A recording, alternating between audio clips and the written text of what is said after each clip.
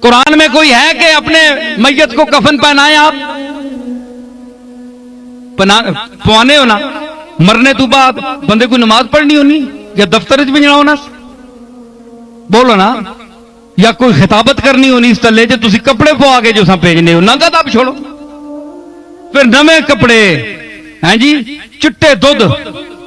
خوشبوواں لا کے معطر، بدن مطہر و شستہ، کفن معطر و صاف، یہ اہتمام ہیں، تکلفات یہ ہیں خاک میں ملانے کے، کفن معطر و شستہ،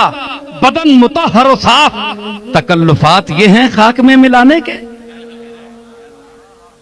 ہیں جی بندیاں تکلفات عطر شطر لا کے مٹی تے دبڑے نے ہیں جی،